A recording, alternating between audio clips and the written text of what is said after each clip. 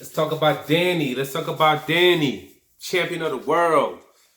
Like I've been hearing, people talk about.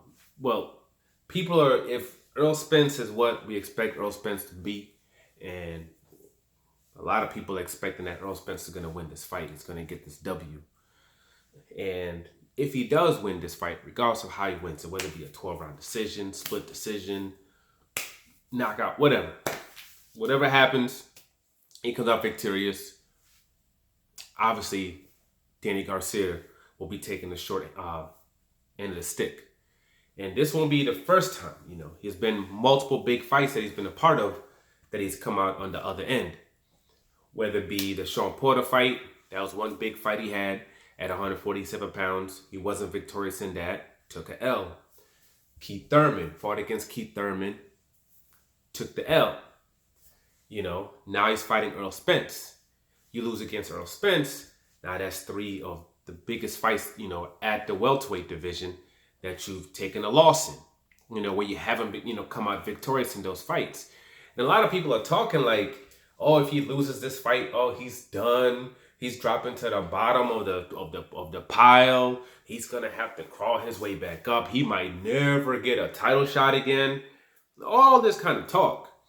And as if that's just going to be it. Like as if this is like his last opportunity to become a world champion. This is his last opportunity to be on this stage. And I would have to say absolutely mother effing not. Hell no. Definitely no. This is the PBC, the land of opportunity.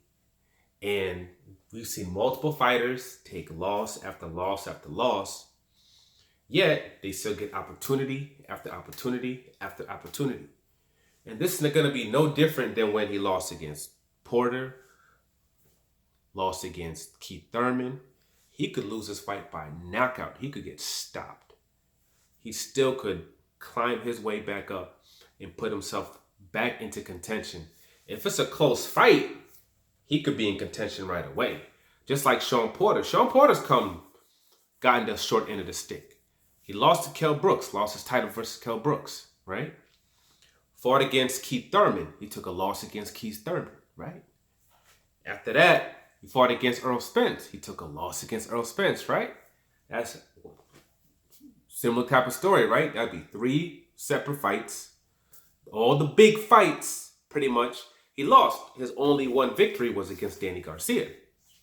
But from Danny, you fought the Ugas or whatever. Took a fight that he almost lost, that he should have lost, but they got the victory in that fight, and he went straight into the Earl Spence fight and got the victory and lost in the Earl Spence fight.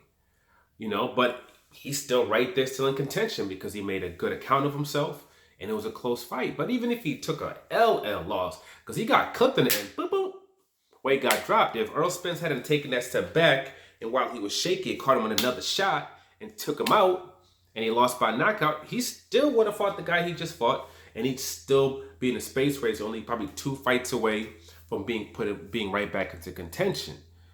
They will always set you up like that. They're never gonna, with the PBC, it's never a situation where you take losses and they grab you and they just throw you away. And okay, let's just push this guy, let's push this guy, let's push this guy. It's never like that at all.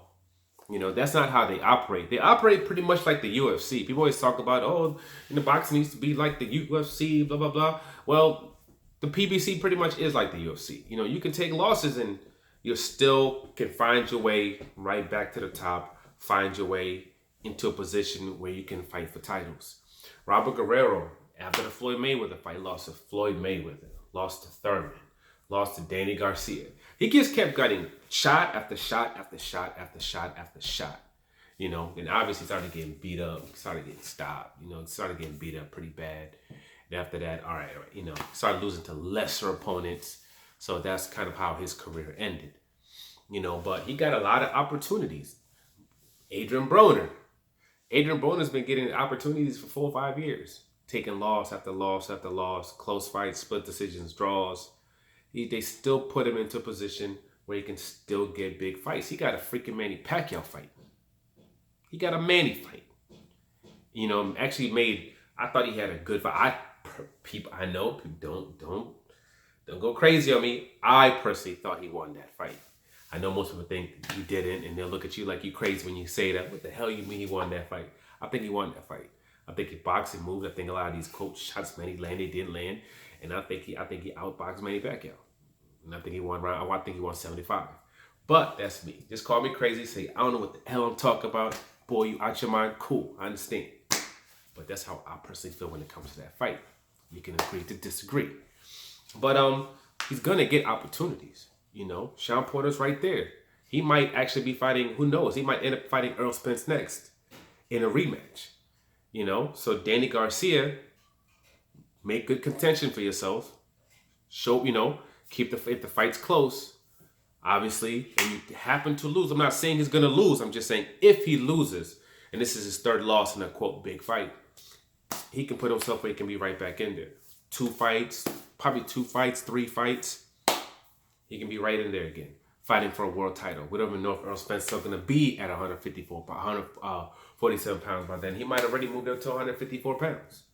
You know, or if he's still at 147, you can take out some of them contenders that are coming up and put yourself right back into a mandatory shot for one of those belts again and fight for one of them again. You know, he'll have options available to him because that's just how they roll in PBC. It's never a big thing if you lose. It's like, don't worry, we'll put you back up again. We'll get you right back up again. Don't worry about it. J-Rock got put to sleep. They helped him work his way up to the point where he got a title shot again. Became a champion. You know, he lost his belt, and guess what? Believe it or not, in a couple of fights, he will be fighting for another championship again. If he's able to win and he's able to be victorious in the next couple of fights, he'll be right there. He'll be right there. That's just how it works over there. You know, so to everybody that thinks that, you know, he's gonna not be able to get those shots again, for everybody who thinks that this is pretty much it for him, absolutely not. And now when I'm making this video, I'm not saying he's gonna lose tomorrow night, because I don't know what's gonna happen tomorrow night. Just due to the fact that we don't know what's gonna show up when it comes to Errol Spence. We don't know what's going to show up into that ring. That's number 1. And then number 2, I'm not going to disrespect Danny Garcia. I know, you know, when he comes to fight. And I know even though those other fights were close, you know, I understand that both those fights he could have came through with the victory. So, and like I said before in previous videos, I see all these fighters are being really close. I see Errol Spence as the best, but just by a little bit. You know, 20%, something like that, 15%, 20%, something like that. So at any given night, any of these guys can beat him. You know, any of these guys. There ain't no Floyd Mayweathers in this generation, whereas one guy is just light years ahead of the other one. But we'll see what happens tomorrow night. Good luck to both of them. Hope they come out safe. Like, subscribe, share. I'm out.